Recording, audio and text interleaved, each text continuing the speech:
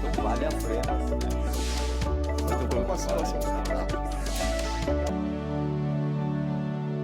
No programa Em Discussão de hoje, vamos falar da síndrome de burnout. Comigo aqui no estúdio, o médico psiquiatra Dr. Leonardo de Véria, a doutora Silvia Cury Ismael, que é psicóloga do HCOR, e o Dr. João Silvestre da Silva Júnior, que é diretor da Associação Nacional de Medicina no Trabalho. Sejam bem-vindos à TV Alesp. O importante é esclarecer o que é a síndrome de burnout. Comece pelo doutor aqui. Então, a síndrome de burnout é uma doença tipicamente profissional e ela sempre existiu, só que as pessoas tinham muito mais dificuldade em denunciar a existência desse tipo de patologia e eu poderia dizer que ela é o começo de toda uma série de outras doenças que depois vão se manifestando uma vez que elas são mais identificadas. Mas, de uma forma geral, é uma doença tipicamente profissional. Quais os sintomas, como o profissional sente que sofre da doença, como isso, qual o processo que isso acontece? Bom, a pessoa começa a não se sentir à vontade, não se sentir, digamos, adequado, não se sentir que tem prazer e motivação para ir trabalhar. E, a um certo ponto, começa a perceber que se sente muito mais desgastado para o mesmo estímulo profissional. Então, começa a se questionar um pouco mais do que se trata e o que está acontecendo. E aí começa a investigação, começa a pesquisa, começam todas as dúvidas. Para, a um certo ponto, começar a buscar ajuda, tanto médica como psicológica, a partir do momento que ela começa a somatizar e começa a viver mal de forma efetiva. Extremamente desgastada, extremamente sem energias. Agora, doutora Silvia. Eu acho que eu queria até complementar. Pois né? não, fique à vontade. Alguma coisa assim, no sentido de que essa síndrome ela está extremamente ligada a um estágio de esgotamento do estresse. Então, o estresse, ele tem várias etapas. Ele tem uma etapa que ainda chega a ser adaptativa, uma etapa média, onde ele ainda tem que usar muitos recursos internos para se adaptar às situações que geram estresse, e também a etapa onde ele chega ao esgotamento total, onde ele acaba com todas as energias adaptativas. Então, isso que o Dr. Leonardo falou, ligado a algumas situações de estresse que o paciente tem, que o funcionário tem. Antigamente era muito estudado, inclusive, essa síndrome em pessoas que trabalhavam na área da saúde, mas hoje nós vemos que isso pode se estender a qualquer tipo de profissão. E também eu acho que são alguns sintomas, além desses relatados, uma sintomatologia de que ele não dá conta daquilo que ele pode fazer. Ele sempre acha que ele está em falta, ele sempre acha que ele deveria ter feito mais, que ele poderia ter feito mais, e isso traz uma culpa muito grande para essas pessoas. E com isso ele acaba entrando até em processos que podem ser processos depressivos, né? Então eu acho que é importante também trazer este perfil. Agora, doutor João, como aparece isso no ambiente de trabalho? É por cobrança excessiva dos superiores? É por falta de qualidade no ambiente de trabalho? Ou mesmo um fator psicológico? O termo burnout, ele justamente foi trazido para o português como esgotamento profissional, como a doutora Silvia até já comentou, porque tem essa relação direta com os desgastes que a pessoa sofre no dia a dia do seu trabalho. Então, não é um dia que você teve mais tarefa para fazer, não foi um dia que você ficou mais tempo no trabalho, não foi uma cobrança que você recebeu de um chefe que vai te levar a um estado de esgotamento. É necessário que exista uma persistência de uma situação de desgaste, onde essa pessoa ela, muitas vezes não encontra saída, não encontra uma possibilidade de estar num ambiente melhor. Então, justamente, a discussão do burnout se dá principalmente pela exposição aos estressores crônicos no trabalho. Quanto a esse crônico, a gente não sabe, porque isso vai variar de pessoa para pessoa. A adaptação a essas situações de trabalho, elas são individualizadas.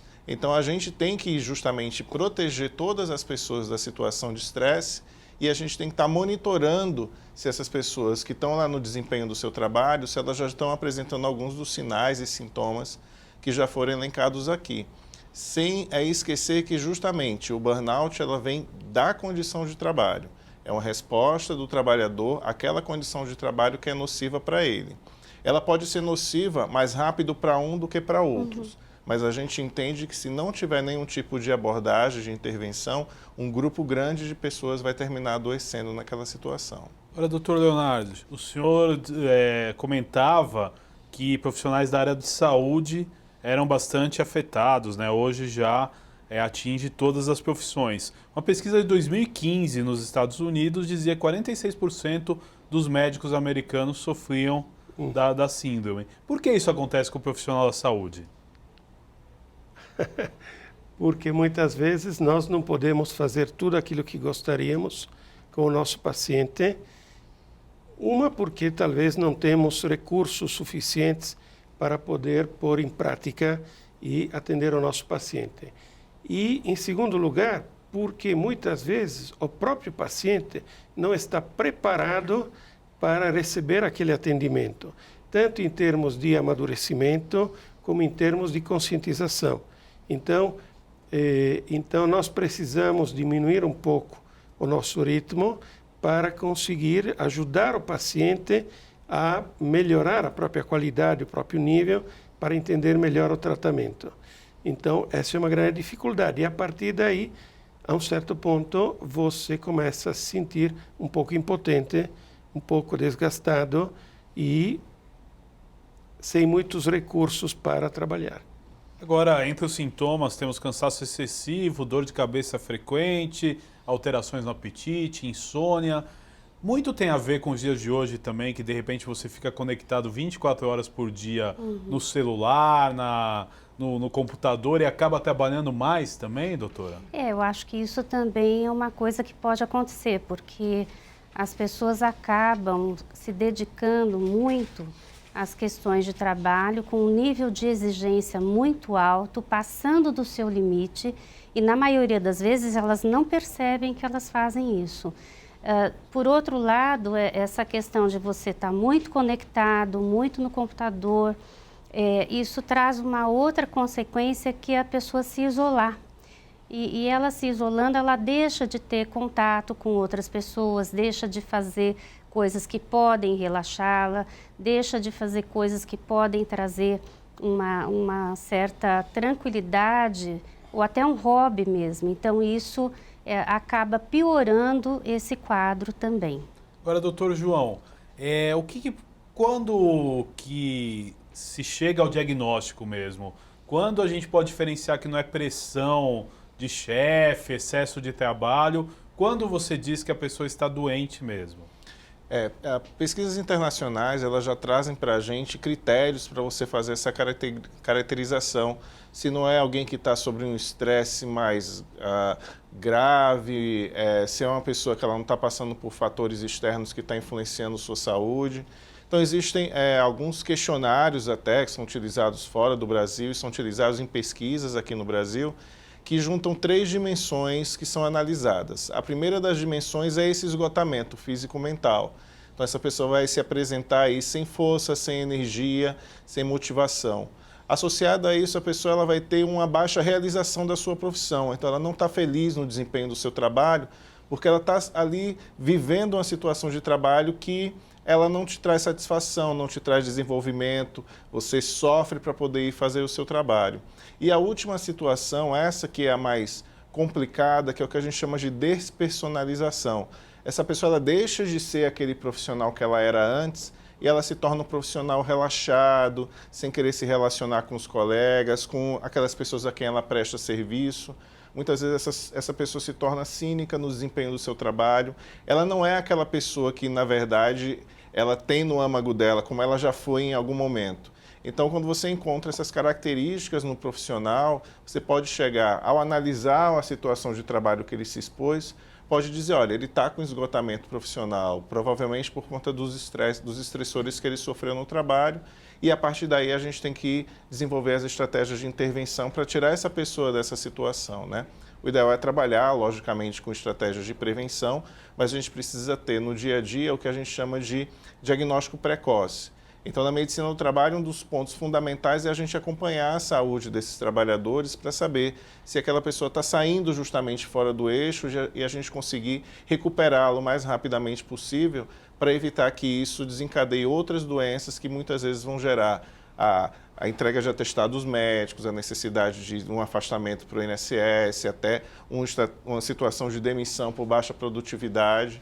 Então, o desenho do acompanhamento ele deve vir desde a prevenção, o diagnóstico precoce, ou se infelizmente o quadro está instalado, ajudar essa pessoa da maneira mais rápida possível que ela volte a ser quem ela era antes. Agora, doutora, na visão do psicólogo, quando o profissional ele consegue diferenciar se não é um cansaço do trabalho, às vezes falta de motivação e que se tornou uma doença realmente? Eu acho que basicamente o que nós costumamos fazer é nesta avaliação que foi colocada e que tem os instrumentos para você fazer o diagnóstico. É uma entrevista que nós sempre procuramos fazer, conhecendo um pouco melhor o caso desse profissional, falar com a sua gestão, né, com o gestor desse profissional, entender o que está acontecendo e também nessa avaliação, a partir de uma entrevista, é poder tentar tirar dessa pessoa as questões que estão acontecendo para nós podermos fazer um diagnóstico mais preciso. Então, além dos instrumentos de avaliação, acho que esta abordagem direta com o funcionário é importante, até porque ele nos traz que ele está tendo essa dificuldade, que ele perdeu essa condição de trabalhar adequadamente, que ele não sente que ele está produzindo. O que gera para ele o que nós chamamos de uma dificuldade tão grande que ele quer sempre fazer mais, mas ele sempre acha que ele não está fazendo o suficiente. E isso vai piorando o quadro dele. Lá no Hospital do Coração nós temos trabalhado muito com esse contexto, nós temos grupos inclusive de ajuda, temos também uma área da psiquiatria que atende esses pacientes, que nos ajuda a diagnosticar.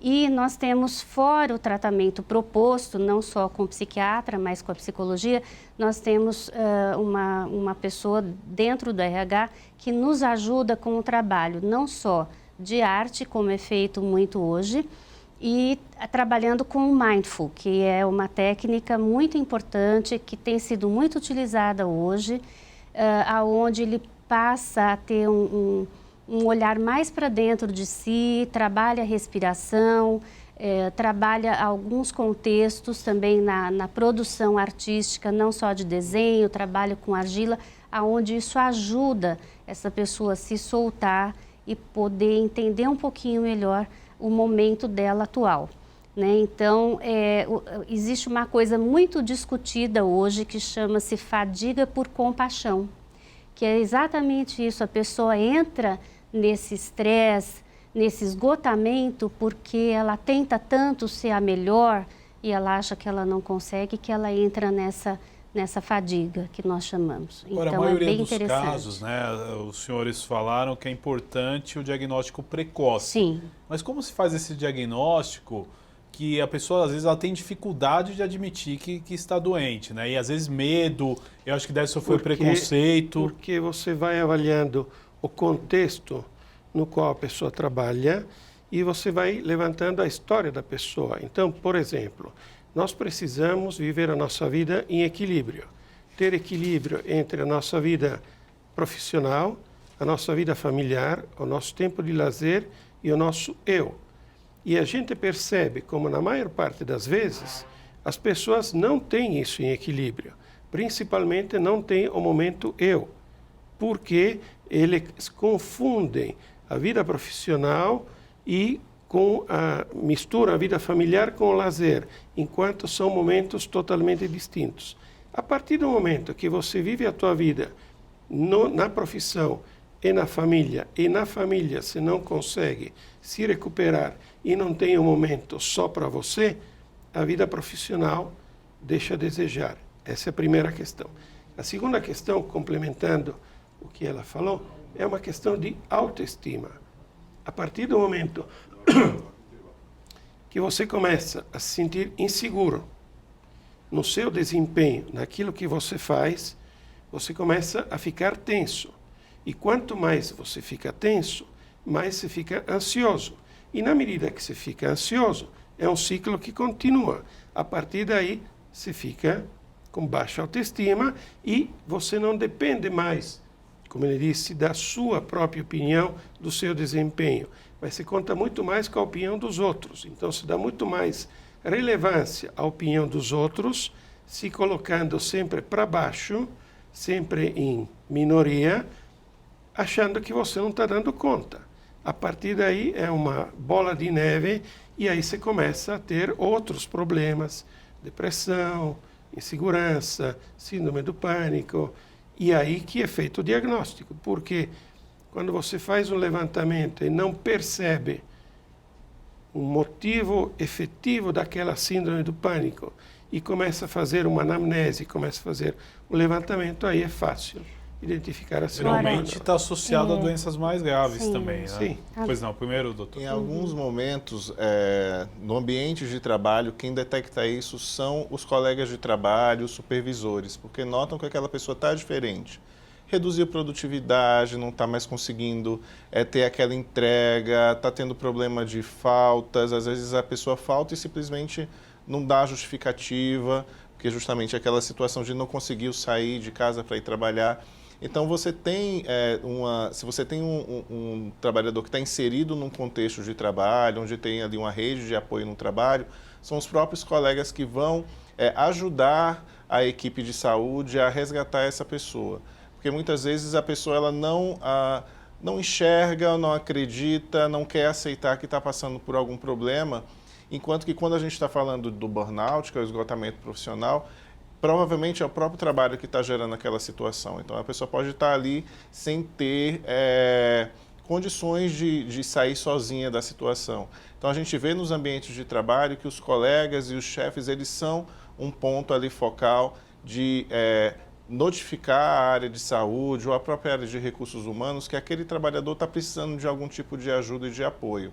Então, a gente precisa, na verdade, criar um ambiente aberto para se falar sobre o assunto, evitar que se fale que ao você comentar sobre uma doença mental, ou você falar sobre o seu problema de saúde, ou você critique o seu local de trabalho, que você vai ter algum tipo de punição.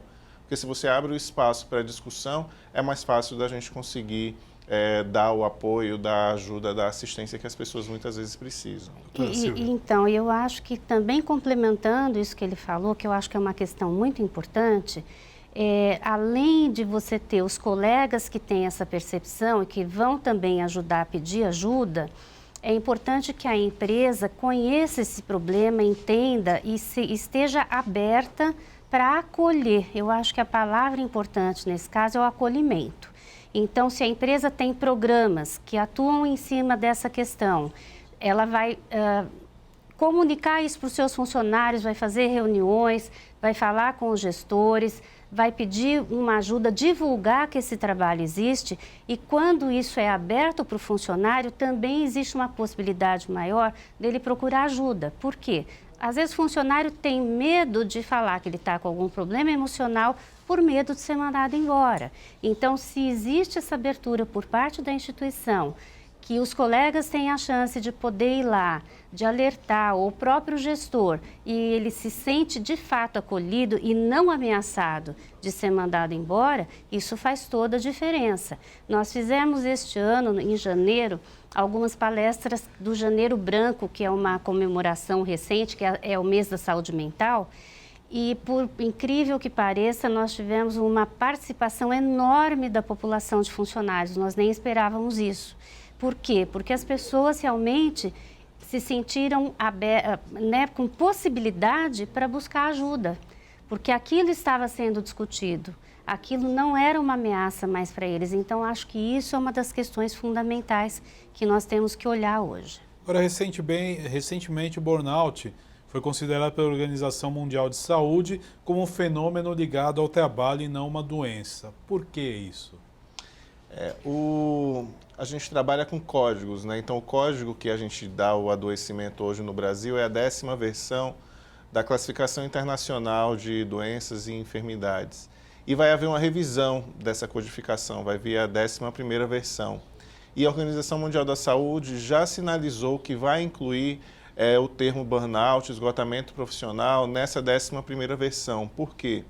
A versão que a gente trabalha hoje, ela só trata do esgotamento de uma maneira mais genérica.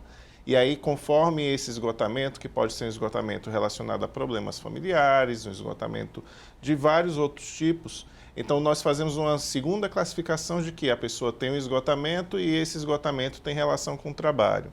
O Brasil já é pioneiro nessa questão de caracterizar o esgotamento profissional, porque desde 1999, a nossa lista brasileira de doenças relacionadas ao trabalho, que foi publicada pelo Ministério da Saúde, já trazia o esgotamento profissional, mesmo não existindo na codificação internacional. Então, a gente pode dizer que já reconhecemos essa questão há 20 anos e que agora que realmente em nível mundial é que o esgotamento vai entrar com um código específico. Isso é importante para que você possa justamente mostrar que existe o problema e assim a gente abre espaço para discussão, para que as pessoas se interessem sobre o assunto, para que a gente possa aí criar estratégias de combate, né? Agora, doutor Leonardo, o que o senhor acha sobre isso? Existe um código Código Internacional de Doenças que caracteriza hoje o burnout, que é quase certo, que é o de exaustão vital. Então, é o Z73.0. Imagina, exaustão vital. Como é que a gente coloca um diagnóstico de exaustão vital?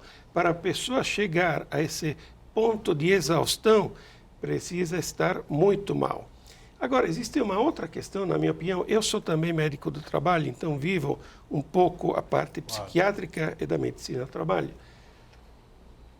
As empresas estão começando hoje a se conscientizar do custo operacional de não atender pacientes com síndrome de burnout. Porque até então era um processo muito limitado, o funcionário tinha medo porque não tinha estabilidade, não tem estabilidade, então ele está muito preocupado em manter o próprio trabalho, mas na medida que as empresas abrem esse espaço, percebendo que existe a questão do burnout e tentando conciliar metas que são cada vez mais estão cada vez mais pressionados para atingir metas com desempenho profissional. Aos poucos a coisa vai chegando no seu lugar e o profissional consegue encontrar um amparo do RH, eu tenho muitos pacientes que chegam no consultório do psiquiatra por orientação do médico do trabalho da empresa, que chega para eles e fala: procura um psiquiatra, procura um psicólogo, porque não vai acontecer nada com você, mas você precisa de ajuda para você sair dessa desmotivação. E existe uma outra questão que eu percebo no dia a dia, que é a dificuldade de muitos profissionais no quesito que é resiliência. O que é resiliência? Se você está em um barco e o barco afunda, alguns tentam subir a bordo do barco e outros morrem. A capacidade de subir a bordo determina a resiliência da pessoa, a capacidade de voltar ao estado original. Muitos profissionais não estão preparados para isso, porque não têm um treinamento. Desde o começo, a escola, a faculdade, curso técnico, não prepara eles para a resiliência. E a partir daí, isso prejudica porque eles não estão preparados a essa pressão, a essa cobrança. E, como ele falou, veio uma outra metáfora. No futebol, pegar um atacante e colocá-lo como zagueiro, ele pode ser um ótimo profissional, mas não vai ter o mesmo desempenho. E aí ele se desgasta e não produz. Então, tudo isso misturado faz com que a gente diagnostique a burnout. Doutora, o que a senhora acha sobre Então, isso? eu acho que as duas colocações são muito importantes e eu queria complementar com uma coisa muito importante também. Pensando também na questão da empresa, né, como o Dr. Roland falou, a questão toda é que, por exemplo, nós que trabalhamos numa instituição acreditada e hoje nós temos no Brasil muitas instituições acreditadas, que a qualidade do serviço, por exemplo, um paciente um funcionário que chega nesse ponto do esgotamento, é importante que a empresa realmente se abra para esse olhar, para esse cuidado e para essa abordagem, porque isso gera um risco para o paciente internado no caso de um hospital. Ele pode fazer alguma coisa inadequadamente, não propositadamente, que vai prejudicar, que são aqueles erros que nós vemos às vezes de medicação, erros de conduta do funcionário. Por quê? Porque ele está num ponto que ele está tão esgotado que ele não presta atenção naquilo que ele tem que fazer. Então, isso é muito importante no cuidado, no caso de um hospital, por exemplo, no cuidado desse paciente. Se for um outro tipo de trabalho, às vezes um cuidado com a própria pessoa que pode pôr a própria vida com algum risco se ele manipular algumas coisas mais perigosas ou que mereçam mais atenção. Então, acho que esse é um outro aspecto da importância que hoje as instituições querem, de fato, entender o que acontece e acompanhar e dar abertura para esse funcionário se tratar. Tá certo, eu vou para um intervalo agora. O programa Em Discussão de hoje, estamos falando da síndrome de burnout. Eu já volto com muito mais aqui no Em Discussão.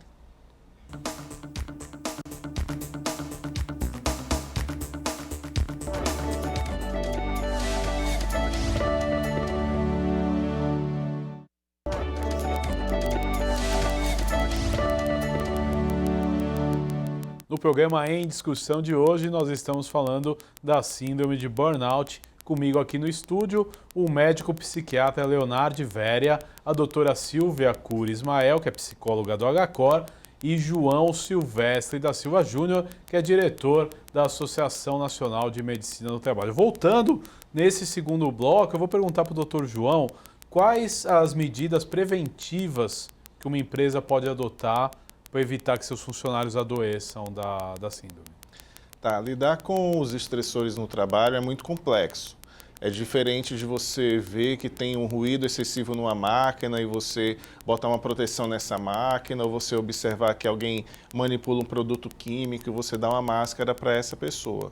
Os estressores no trabalho, que a gente chama de estressores psicossociais, eles são considerados riscos invisíveis. Então é necessário que se criem estratégias para que você avalie um ambiente de trabalho e reconheça se aquele ambiente de trabalho é um ambiente com um estresse, é um estressor, na verdade, que vai gerar um estresse mais exagerado para aquelas pessoas que estiverem desempenhando ali as funções. Então o importante é, inicialmente, você ter uma boa equipe que seja tecnicamente treinada para avaliar esses estressores e que possa justamente mensurar ou comparar se esses estressores eles são muito agressivos, se são médios, se são pouco agressivos e dependendo também de cada tipo de público.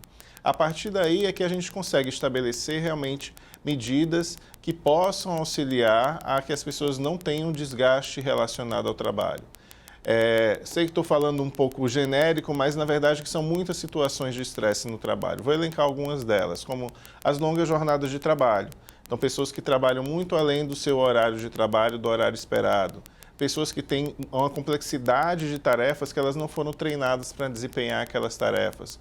O Dr. Leonardo fez a metáfora com um jogador que muda de posição e que não estava preparado para jogar naquela situação. Aquilo vai ser muito estressor para aquela pessoa. Se ela não tiver resiliência, se ela não tiver estratégia de enfrentamento, ela vai ter um desgaste maior do que o esperado.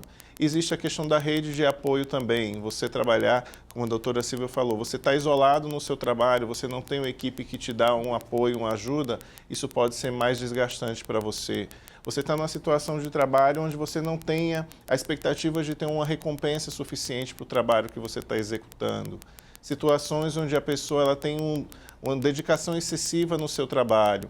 Então, essas são situações que precisam ser gerenciadas caso a caso, nas situações de trabalho específicas, nas situações mais genéricas e também trabalhador a trabalhador. Porque algum que vai mandar e-mails no final de semana faz parte do dia a dia dele mandar aquele e-mail no sábado à tarde.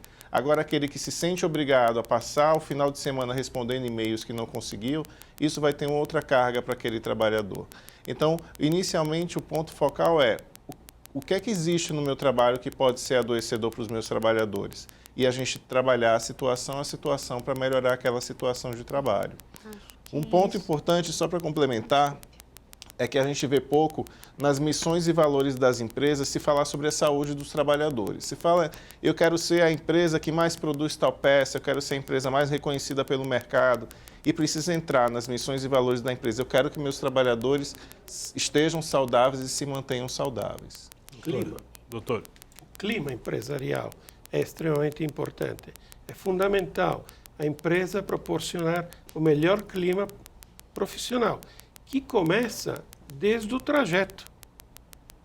Porque a empresa tem que ter tolerância a um certo ponto, e é uma tendência que está acontecendo, percebendo que aquela pessoa que mora 2 horas de distância, que depende de meios públicos que não sempre atendem, que não sempre funcionam, não vai poder chegar ao trabalho nas melhores condições ideais. Já vai chegar desgastado.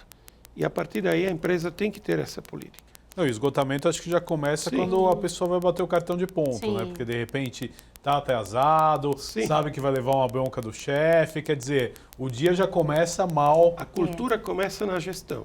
Certo. Na direção da empresa. Doutora. Eu complementando, né? Acho que se nós tivéssemos combinado não teria dado tão certo, mas complementando as duas falas, eu acho que essa questão de você entender como as coisas acontecem, ela é muito ampla e diagnosticar. Então, por exemplo, a empresa, ela precisa fazer justamente, eu vou trazer um pouco da nossa experiência lá do Hospital do Coração, nós temos a pesquisa de clima todos os anos. Porque a pesquisa de clima você consegue detectar essas situações, desde situações de quantidade de trabalho, de estar satisfeito se você é reconhecido, porque às vezes ele não precisa ganhar mais, mas ele quer ser reconhecido no trabalho que ele desempenha. Se a gestão dele conversa com ele, dá satisfação, orienta, explica, então isso é muito amplo. Essas pesquisas são muito importantes e vai direcionar para o RH os problemas que existem não só no contexto da gestão, mas da própria instituição. Outra coisa importante, a questão do trajeto. Ele pode sofrer agressões durante o trajeto e isso o hospital ou a instituição tem que acolher. Então, acho que uma política que abrange todo esse contexto, que vai desde assédio moral, assédio sexual, acidente no percurso, tanto na ida quanto na volta, você ter uma condição emocional que vai estar sendo deteriorada e que pode detectar, você ter um órgão como nós temos hoje, que o profissional ele pode até fazer uma denúncia de maus tratos, por exemplo, e ele não vai ser punido por isso porque o gestor não fica sabendo. Então, são todas condições que a empresa pode criar, desenvolver para ajudar na detecção desses problemas e, a partir daí, conseguir ajudar esse profissional. Dar cursos de treinamento para que ele se sinta mais seguro com aquilo que ele tem que desenvolver dentro do trabalho dele. Então, acho que isso é bem amplo, bem complexo e não é fácil de você ver isso ser desenvolvido, mas é um passo a passo.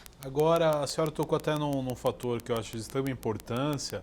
O assédio moral hoje, ele pode ser um grande causador da doença? Sim, sem dúvida. Com certeza, né? Sem dúvida. É um assédio moral, porque o assédio moral, ele vem a partir, geralmente, do gestor. E se mal preparado, normalmente. Mal preparado, ou porque ele também é gestor, mas talvez ele não tenha o perfil para ser gestor, né? Ele não está preparado para ser um gestor, ou ele não entende direito, que é diferente hoje o chefe do líder. O líder é aquele que traz o funcionário, que ensina, que faz ele se desenvolver, que entende as dificuldades que ele pode ter. E se ele promove esse assédio, ele tem que ter um canal para ele poder chegar lá e falar, olha, está difícil para mim, eu não estou conseguindo. Isso pode levar até o funcionário a ter doenças mais graves. Então, é importante, acho que o doutor pode complementar melhor, né, o que eu estou falando. Pois não, doutor. É uma visão estratégica, é uma pirâmide. O trabalhador está na base da pirâmide. A ponta determina como é o perfil da empresa, o que a empresa faz, e no meio tem toda a gestão e toda a estrutura da empresa. Se o gestor deixa a base da pirâmide desmoronar, a empresa acabou. Não adianta, não funciona. Então, tem que ter toda uma visão estratégica de tudo aquilo que nós temos que fazer para poder ajudar o nosso trabalhador e motivá-lo a crescer, motivá-lo a se desenvolver, motivá-lo, porque a um certo ponto eu tenho um operário e ele não está bom, vou mudar por outro operário. Então, não é mais fácil investir naquele funcionário, levando ele a otimizar os próprios recursos e, eventualmente, dentro da empresa, identificar qual é o nicho no qual ele se adapta melhor, para que ele possa produzir o melhor e não viva esse medo, porque ele possa ter a segurança, a tranquilidade para crescer, para se desenvolver, a própria família, etc. A partir daí, existe a questão psiquiátrica. O paciente chega totalmente desesperado. Eu não gosto muito de dar remédios, porque todos os remédios têm toda uma série de efeitos colaterais. Aí eu preciso fazer um trabalho em conjunto com o psicólogo, preciso fazer um trabalho em conjunto com a empresa, e quem me representa na empresa é o médico do trabalho, não tem jeito. Então, é um trabalho de equipe, afinal, para proteger o trabalhador a ter a melhor qualidade de vida. Infelizmente, a um certo ponto, precisamos dar remédios. Aí entra uma outra dificuldade do trabalhador.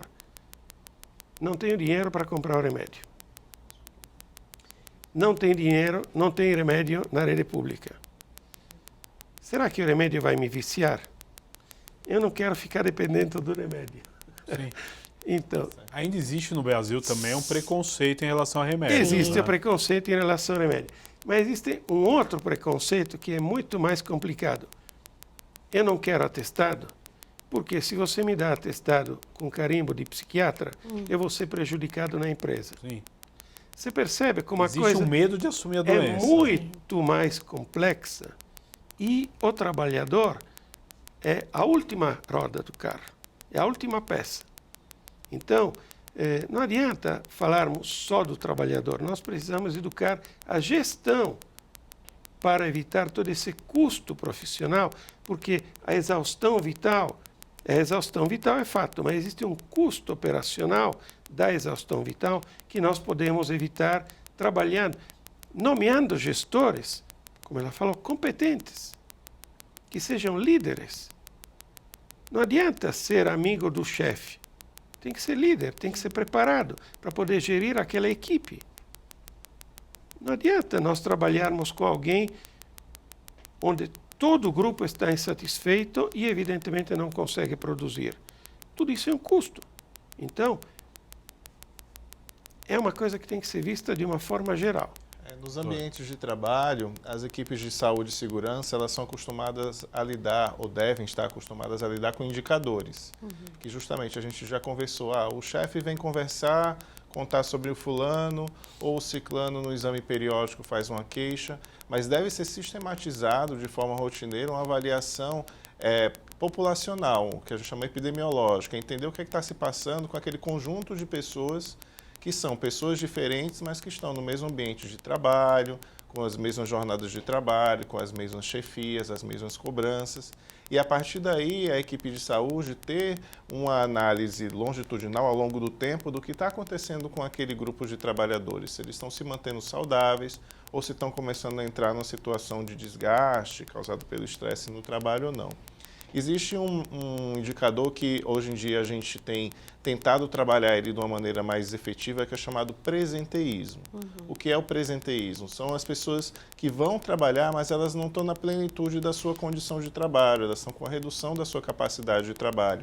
que muitas vezes essa capacidade está reduzida por justamente estar desgastada, estar sem a sua energia vital, estar infeliz com o trabalho que faz.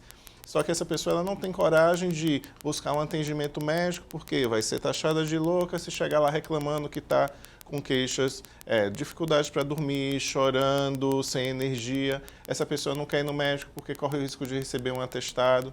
Então essa pessoa ela vai trabalhar sem a condição de trabalho.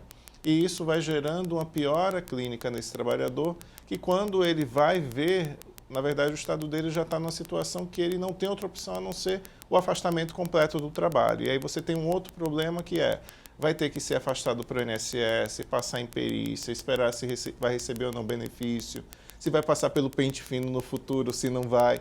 Então, vai gerando uma bola de neve que poderia, na verdade, deve ser lidada lá no dia a dia da empresa. Então, o uso de indicadores também devem ser utilizados nas práticas pelos profissionais de saúde e segurança, e os trabalhadores eles devem colaborar com essas informações, nas pesquisas de clima, nas pesquisas de saúde, nos seus exames de admissão, seus exames periódicos, porque são essas informações que vão subsidiar que toda uma equipe que está ali dentro daquela empresa de recursos humanos, de saúde e segurança, possam trazer melhores soluções para aquele dia a dia do trabalho. Agora, doutores, o profissional que sofre dessa doença, vamos supor, não foi diagnosticado ainda e de repente ele perdeu o emprego por causa disso. Ele tem como ser respaldado? Existe uma questão na legislação brasileira que é a estabilidade que já foi comentada aqui. A estabilidade no trabalho ela só existe sob uma condição, que essa pessoa ela ter um afastamento maior do que 15 dias do trabalho. 15 dias são pagos pela empresa e aí quando ela tem mais de 15 dias, ela vai passar na perícia do INSS, Instituto Nacional do Seguro Social, para ter acesso a um benefício chamado auxílio-doença. Se no momento da avaliação desse auxílio-doença, o perito do INSS disser que aquela doença tem relação com o trabalho, então ele vai receber um benefício ligado à doença do trabalho. E aí, recebendo esse benefício de doença do trabalho, quando ele for retornar para o trabalho, a empresa tem que mantê-lo durante um prazo mínimo de 1 ano trabalhando, que é a chamada estabilidade. Se não existir esse processo do afastamento maior de 16 dias, a concessão do benefício, um benefício caracterizado como doença de trabalho, essa estabilidade ela não vai existir automaticamente. Aí ele vai ter que recorrer na justiça por uma decisão judicial de, por exemplo, reintegração e de manutenção do trabalho. E isso é uma questão que é complicada porque você precisa esperar que a pessoa tenha uma doença que seja tão grave que ela precise se afastar do trabalho, tem que ser tão grave que ela vai ficar mais do que 15 dias e a pessoa precisa ali ter, entre aspas, a sorte de ter a sua doença reconhecida como doença do trabalho pela perícia do INSS. Então é uma longa jornada para que o trabalhador consiga essa estabilidade. Doutor. Mas se for demitido e não tem nada de tudo isso, bola para frente. Recolhe, se recupera, se trata, terapia, medicamentos, reavalia a própria situação, reconfigura o próprio currículo, faz outros cursos, se atualiza e de volta ao mercado. Afinal das contas, a vida continua. Se não nasceu naquela empresa, não vai morrer naquela empresa e existe, como eu falei no começo, outros valores que são muito mais importantes. Eu, a minha família, meu tempo, minha vida, eu vivo para trabalhar ou trabalho para viver? Essa é a questão fundamental. Enquanto as pessoas vivem para trabalhar, não vai dar certo. Nós precisamos trabalhar para viver e ter prazer. O objetivo principal da nossa vida é a busca do prazer. E eu busco prazer no meu trabalho. Então, eu tenho que ter prazer no trabalho. E a partir daí, eu vou atrás do meu prazer. Doutora. Eu concordo. Eu acho que o importante, se você perde o emprego e não existe essa configuração, é exatamente isso. É você reavaliar a sua vida, reavaliar o que aconteceu, procurar ajuda. O problema é que nem sempre as pessoas, elas conseguem reconhecer que elas precisam de ajuda ou elas queiram buscar ajuda. Então, acho que esse é um dos maiores problemas que nós temos hoje em dia. As pessoas até são recomendadas, olha, vai para o psiquiatra, vai para o psicólogo. Eles até vão, né? Mas depois de 1 ou 2 consultas, eles acham que aquilo não tem a ver com eles. E aí eles param, né, de seguir o acompanhamento, de fazer o tratamento. Então, acho que isso é importante. Você teve uma perda do seu trabalho, isso não significa que você não vai poder trabalhar nunca mais ou que você é incompetente. Você tem que tentar perceber o que aconteceu, tentar corrigir o que estava ruim para você e rever mesmo, rever valores de vida, rever aquilo que você faz e buscar se recompor de uma outra forma. Eu acho que não pode ficar parado nessa situação, paralisado nisso, porque isso não vai levar você a nada. Agora, doutor João, quais as profissões mais afetadas pela síndrome? Os estudos científicos internacionais, eles começaram a discussão de uma maneira genérica com os profissionais que lidavam com prestação de serviços. Então, basicamente, os profissionais de saúde, que estão ali prestando serviço para alguém, os profissionais de educação, que aí prestam o seu serviço educando, e os profissionais de segurança pública. Então, as pesquisas começaram ali na região da Escandinávia, no norte da Europa, observando que essas pessoas elas tinham um quadro diferente dos quadros de depressão, dos quadros mais simples do estresse relacionado ao trabalho. Eles tinham uma configuração diferenciada.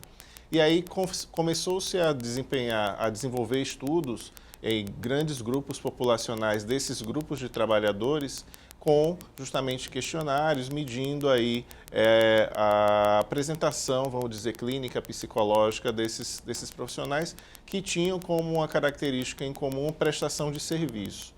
E aí você observa, nos estudos, eles demonstram que tem uma característica importante na prestação de serviço. No dia a dia de trabalho, nós sofremos o estresse chamado vertical, que é aquele de você como funcionário para com a sua chefia e vice-versa. A gente no dia a dia sofre o estresse horizontal, que é aquele que é desempenhado pelos próprios colegas de trabalho, que se cobram, e aí você tem essa cobrança horizontal. Só que na prestação de serviço você tem uma cobrança chamada transversal. Você está desempenhando o seu trabalho para uma pessoa, para um paciente, para um aluno, para alguém que está requerendo a segurança pública. E essa cobrança transversal, ela entra como um adicional nesse pacote dos estressores do trabalho. Então, por isso que no início das pesquisas, até a década passada, se limitava a discussão do burnout para as pessoas que prestavam serviço à população. Hoje em dia, isso já se tornou mais generalizado do ponto de vista de discussão da saúde mental no trabalho, porque alguns profissionais que há 20 anos atrás não se falava tanto como operadores de telemarketing, eles estão ali prestando um serviço, eles têm uma cobrança transversal e com isso esse público também começou a ser incluído nas pesquisas sobre burnout. De uma maneira geral, essa característica da cobrança transversal é que faz o diferencial para burnout, mas se terminou trazendo de uma maneira mais popular o termo burnout para qualquer profissão, para qualquer estresse relacionado ao trabalho. E é importante também a gente diferenciar, para a gente não banalizar o termo burnout. Existem características do burnout que são diferentes de uma depressão relacionada ao trabalho, diferentes de uma síndrome do pânico relacionada ao trabalho. Então a gente precisa realmente conhecer as características do público para que a gente possa, nas nossas estratégias de atuação, a gente acertar o alvo e fazer o melhor para aquela pessoa que está dependendo da nossa ajuda. Doutor Leonardo? Jornalista. Jornalista também? Jornalista também. Principalmente, olha, só a alternância de informações, de eventos, de situações que acontecem. Quem é o jornalista que aguenta dar conta de todas essas informações e ser objetivo e crítico em tudo aquilo que acontece? Então, jornalista é uma das profissões. Exatamente, é uma profissão. Então, eu estou no risco também, doutora. Está no risco. Eu acho que essas profissões todas que foram faladas, eu acho que agora não me vem nenhuma outra, mas o pessoal do telemarketing e que atende a parte do telefone para marcação de consulta, para receber, por exemplo, queixas no saque, isso tem aumentado muito o índice de doença e principalmente do burnout nessa população. porque são pessoas que, além de ter toda aquela atenção para atender o cliente, ele ouve xingamento, ele é depreciado, e isso não é uma vez só por dia, isso é uma coisa que ocorre demais. Então, acho que é uma área que tem crescido muito isso e que nós temos que ter essa atenção nesse sentido, né? E médicos, como já foi dito também, têm também sido acometidos bastante. Outro dia saiu uma pesquisa, um tempinho atrás, falando que, em primeiro lugar, estava o neurologista, né? Porque acho que é uma área que tem uma certa dificuldade por conta de trabalhar com pessoas acometidas que levam um grande tempo para a sua recuperação, ou às vezes nem se recuperam. Então, essa impotência que o médico tem, a cobrança que ele tem da família de recuperação. Então, nessa pesquisa especificamente, né, deu como neurologista um dos que mais sofrem com a questão do burnout. Agora, a síndrome, qual seria o ponto extremo? Existem casos de suicídio? Sim, sem dúvida. O risco de suicídio é muito preponderante porque, na medida que você vive a sensação de impotência e você percebe e imagina que não tem mais recursos, o único recurso é o fim. E a partir daí, a tendência ao suicídio é muito importante. E mortes naturais, né? Pode gerar um problema cardíaco, alguma coisa parecida? Eu acho que pode, sim. Eu acho que justamente essa questão da exaustão que ele entra, com o esgotamento dos recursos internos que ele chega, ele pode sim ter um acometimento cardíaco, podem surgir outras doenças, já foi dito aqui inicialmente no outro bloco que ele pode gerar inúmeras doenças, não só cardíacas, tem também as doenças de pele, como por exemplo... Pressão alta é um dos sintomas, né, que pode levar a um AVC, por exemplo. Então, acho que isso tudo vem, sim, em consequência. E na questão do suicídio hoje o suicídio é uma preocupação mundial. Nós temos observado muitos pacientes e algumas pessoas são funcionários com ideação suicida e a empresa tem que estar atento a isso, porque ainda não existe uma preocupação grande ou parece que as pessoas não sabem avaliar direito essa possibilidade da ideação suicida, né? Tem aquele dito que não é verdade, que quem ameaça não faz. Isso não é verdade. Então, acho que essa atenção tem que ter em relação ao paciente, ao funcionário, porque quando existe uma manifestação, é importante você, de fato, ir em cima, poder acolher, poder entender, chamar a família, cuidar dessa pessoa. Agora, quando a pessoa tem a doença, ela está no trabalho, ela apresenta, quando ela vai para casa melhora, não? Não, aí já é... Não. Inclusive, é um papel fundamental do parceiro ou da parceira perceber, identificar quanto o outro não está bem para poder propor uma ajuda. Mas como é que eu sei que não é os problemas do dia a dia, que são corriqueiros, que todo mundo vive numa pressão imensa? Como eu sei que o problema está no trabalho mesmo? Não, você não sabe que o problema está no trabalho, você vai por exclusão, porque quando você, por exemplo, eu sou casado e começo a não ter apetite sexual, começo a não dar mais carinho, não dar mais beijinho, abraço e todas essas coisas, a minha parceira ou imagina que tem outra, ou imagina que tem algum outro problema. Excluindo que tem a outra, deve ter outro problema. E aí vai por exclusão e você chega no trabalho. E aí você começa a falar, a perceber, a ouvir colegas de trabalho, aquela comunicação transversal, horizontal, e você começa a ter uma sensibilidade. Eu acho que a avaliação da pessoa ela tem que ser uma avaliação muito bem feita, né? A partir do momento que existe um problema, você tem que, ou por exclusão ou por tipo de avaliação, você vai ter que diagnosticar adequadamente e a partir daí, se for o caso, você tem que convocar a família, você tem que orientar essa família vai ter um acompanhamento no sentido de poder estar sendo parceiro da instituição nesse controle desse paciente adoecido, dessa pessoa adoecida. Então, é importante um bom diagnóstico e ter este olhar de acompanhamento, de follow-up, também para a família desse indivíduo, né? Nós não podemos falar, bom, agora ele está em casa, então tudo bem, o problema não é nosso. Então, acho que essa chamativa de você envolver, inclusive, a família, ela é fundamental. Nós precisamos prestar muita atenção na hora de atender o paciente. Temos que estar bem ligados em tudo, no foco do paciente, em tudo aquilo que diz respeito à vida dele, como um todo. Doutor João? Existe uma discussão chamada interface trabalho-casa.